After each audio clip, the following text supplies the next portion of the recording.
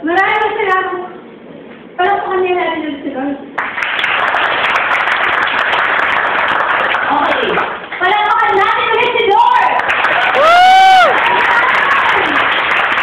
Dapat pagkalang ni Lord, lalo may energy. Ako ba ako? Hindi ko marinig ang energy. Kasi nararamdaman niyo Lord. Yes! Ayun! Ulit! Tapos kay Lord, ako may energy! Amen! Okay. Sino sa inyo ang may Bible? Pumalak ka. Hey, ha? Lahat na walang Bible, tumayo. Tayo? Tayo? Tayo? Ay, no. Sige. Hindi. Lahat na walang Bible, tumayo. Yes, na mo kayong boyfriend. Thank you. Upo na mo. Kaya mahal kita, Jillian. Okay. Next tayo, best tayo ng Bible. Tama ba? Para ito mahalata tayong Kristiyano, dapat Diba? natin yung Bible natin. Hindi. Kulay blue. Ito. Okay natin na. Thank you. Okay, ako po si Ate Tony, sa mga hindi na nakakilala. Welcome po sa mga first-timers. Tuwan-tuwa ako kanina kasi ang gagaling nilang kumanta. Pangarap ko yun. Hindi, wag na. Okay, tignan mo nga yung matabi mo. Dali. Tignan mo ang matabi mo. Dali. Tapos tignan mo. Ngiti. Ngiti. Okay. Yan. Ngiti na. Ipang sabi ko, kapatid. Kaya katabi kita.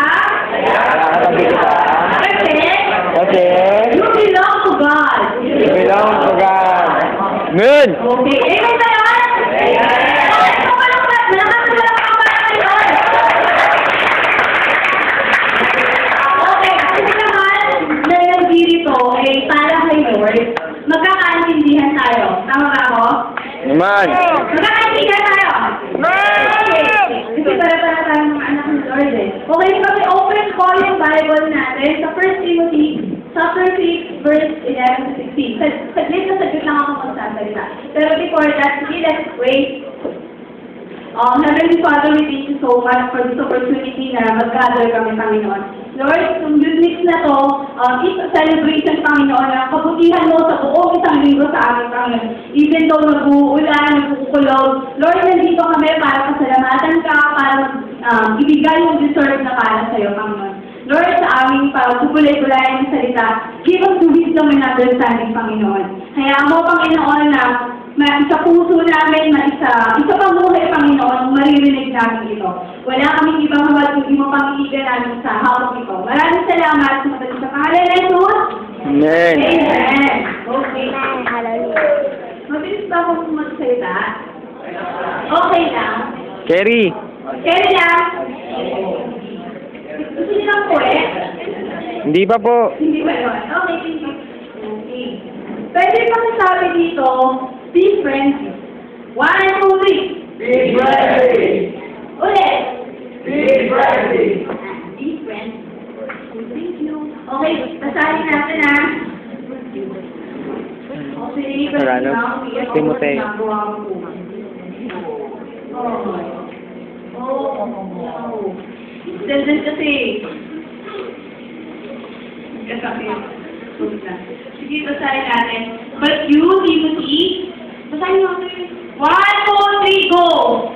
But you, Timothy, are a man of God. So run from honesty. And God's life along with faith, love, perseverance, and gentleness. Fight the good fight for the true faith. Hold tightly to eternal life to which God has called you.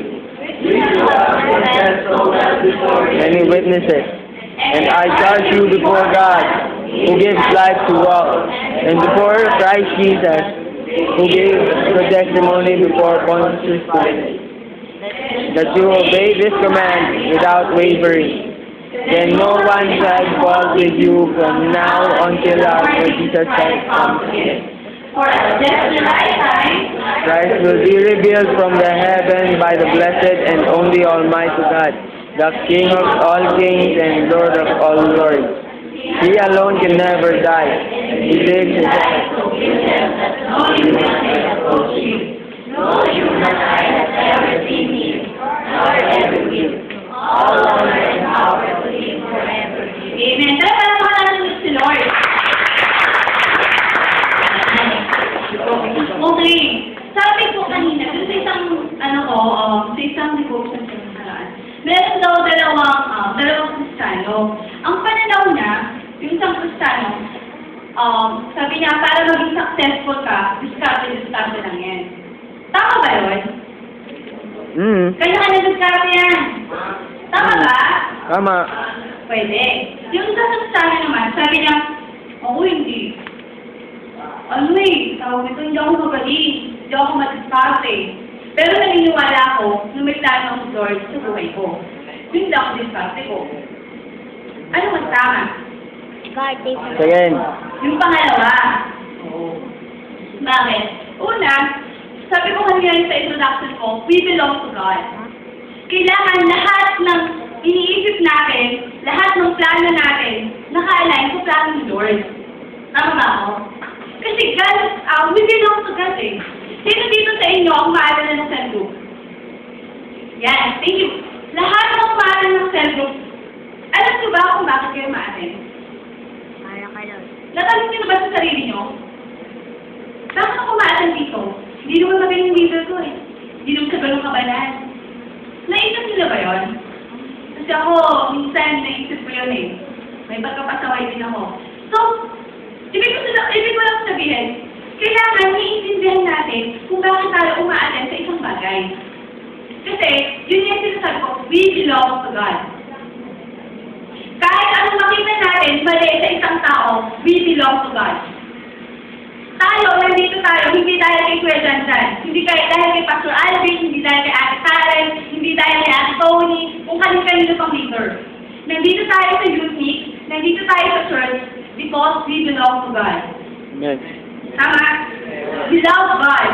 Kahit na umuwala, hindi parang kay Lord ako. Naiintindihan na?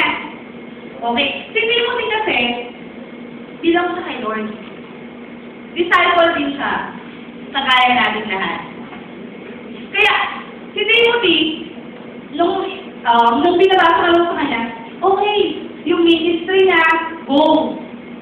Merong ups and downs, pero marami siyang nag-gather na tao.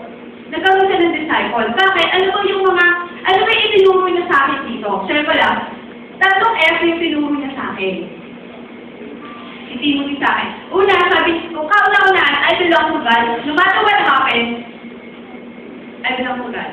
Yung kanina, yung kay Rina Del. Sabi niya, dati, Rina Del naman. Rina Del. Okay, kay Rina Del. Ina. Okay, oo, Ina. Okay, sabi na kanina, dati daw siyang mahiyain.